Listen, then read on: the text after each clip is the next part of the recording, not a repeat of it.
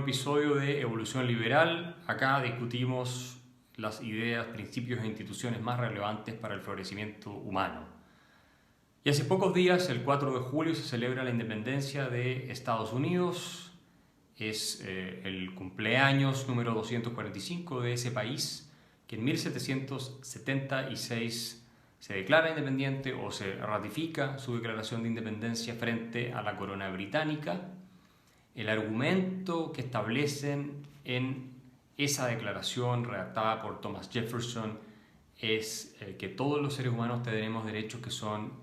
inalienables, que son naturales, que son de nuestra pura esencia,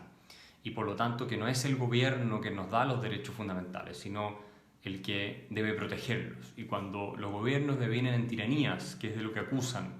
al rey Jorge III de Inglaterra, entonces asiste a los ciudadanos el derecho a rebelarse en contra de esa tiranía para proteger y defender sus derechos fundamentales, entre los que se encuentra la vida, la libertad, el derecho a perseguir la felicidad, que lo plantea la Declaración de Independencia de Estados Unidos, y por supuesto también el derecho de propiedad. Entonces, la Declaración de Independencia de Estados Unidos es un documento profundamente libertario que viene a reflejar los valores de libertad inglesa heredados por los colonos en América de sus antepasados, que habían desarrollado ya varias normas o constituciones, tradiciones institucionales de limitación del poder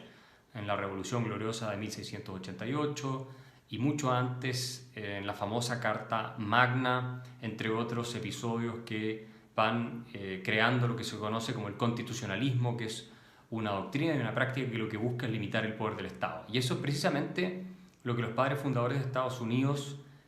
tenían en mente cuando diseñan el nuevo sistema de gobierno de ese país.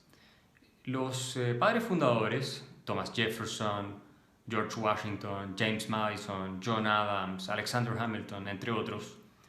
no creían en que el Estado era el agente del progreso, ni tampoco que este era un amigo necesariamente de la libertad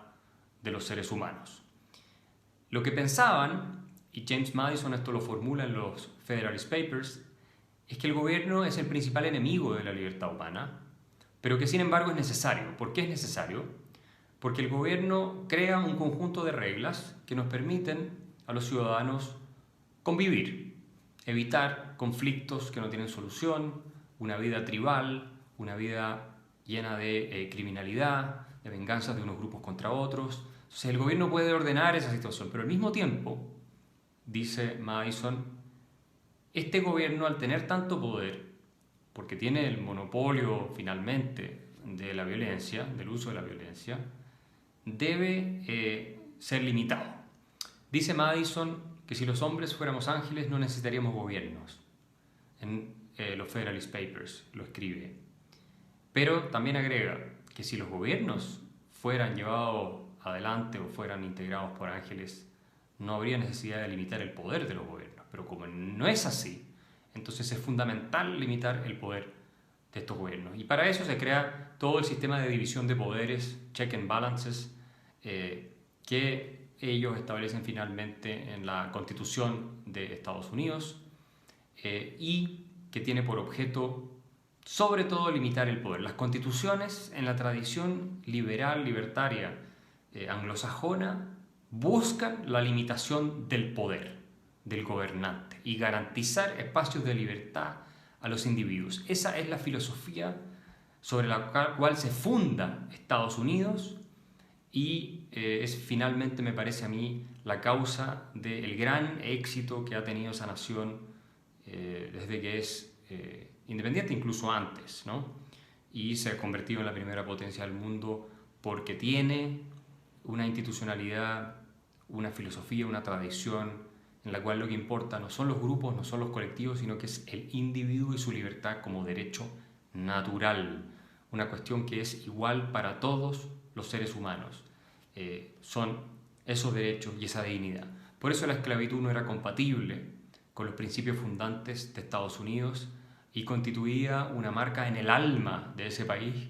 que lo llevó a una cruenta guerra civil donde murieron más personas que en casi todas las guerras en las que ha participado Estados Unidos combinadas. Se superó hace no mucho tiempo el número de muertos de la Guerra Civil Norteamericana.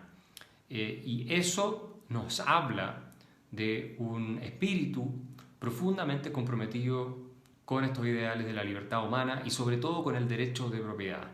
Los norteamericanos se rebelan frente a la corona británica y los abusos porque ésta ha incurrido en una serie de prácticas de aplicación de impuestos y confiscación de propiedad que estos simplemente no están dispuestos a aceptar, menos aún si no tienen representación parlamentaria, y le reclaman al rey Jorge III que respete sus derechos como ingleses. Entonces, los colonos en Estados Unidos nunca quisieron partir de cero y destruir el orden establecido, hacer un antes y un después y crear todo desde una hoja en blanco. No era eso lo que pretendían. Ellos querían preservar sus libertades, querían conservar lo que ya tenían. Y por eso no se puede decir estrictamente que haya sido una revolución en el sentido de cambiarlo todo. Lo que buscaron los padres fundadores y finalmente consiguen es preservar todo, evitar que una tiranía los aplaste y les destruya su libertad y les arrebate su derecho de propiedad y a también autodeterminarse, que en tiempos de la colonia tenían espacios de autodeterminación que el rey fue restringiendo cada vez más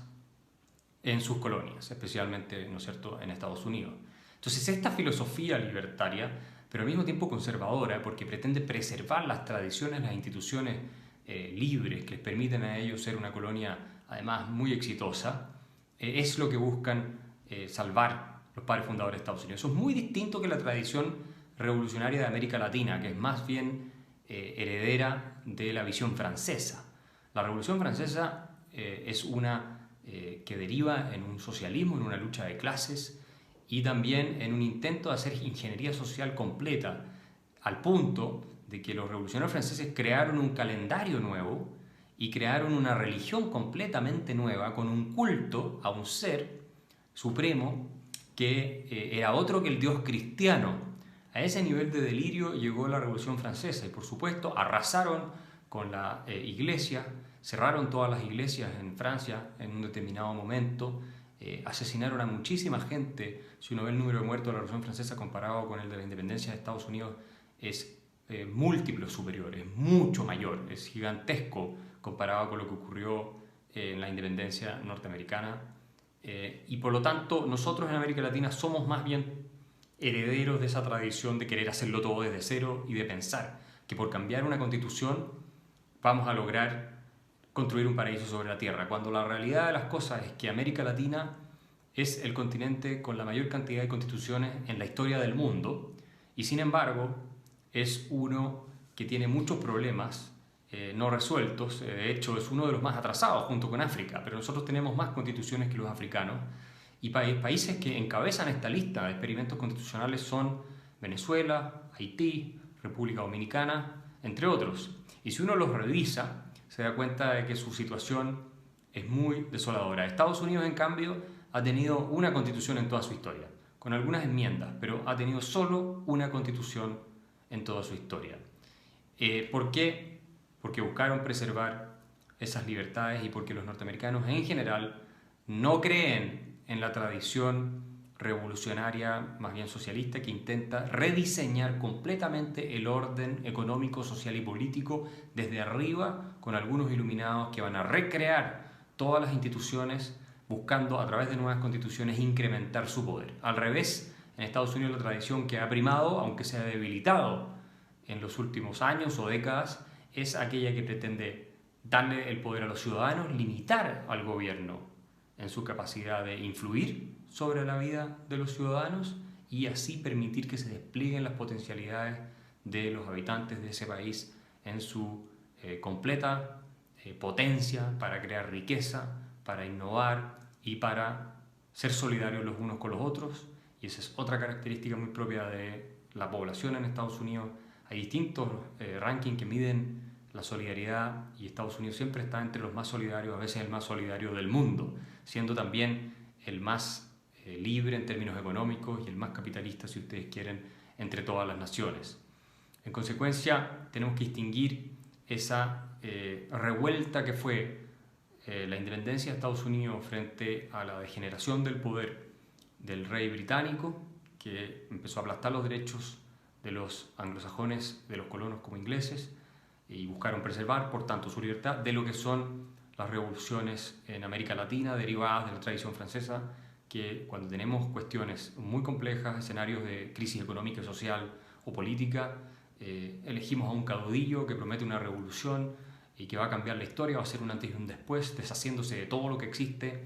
a través de una nueva constitución que le da poderes ilimitados. Nosotros usamos las constituciones para incrementar el poder de los gobernantes muchas veces, mientras los norteamericanos utilizan su constitución, y los anglosajones y otros países, por supuesto también, para limitar el poder de los gobernantes. Esa es una diferencia, me parece a mí, que es esencial a la hora de entender por qué Estados Unidos ha sido un caso de tanto éxito en la historia mundial, mientras nosotros en América Latina, que estamos al lado de Estados Unidos, tenemos tantos problemas y en realidad podemos incluso llegar a decir que buena parte de América Latina es más una historia de fracaso que una historia de éxito. Reflexionemos sobre este asunto porque esto no es algo inevitable. Si abrazamos instituciones de la libertad y tradiciones de prudencia, de no derribar cuestiones que funcionan bajo la promesa de construir paraísos sobre la tierra, bueno, si abrazamos esa tradición que es más propia del espíritu constitucionalista anglosajón, en América Latina también vamos a tener enormes posibilidades de prosperar, incluso de superar en algún minuto a los mismos países desarrollados, a Estados Unidos, y quién sabe si en el futuro no sean personas desde Estados Unidos las que quieran emigrar a América Latina en lugar de tantos millones de latinoamericanos que dejan nuestros países porque no tienen las oportunidades ni las posibilidades que una cultura de la libertad como la de Estados Unidos es capaz de ofrecerles.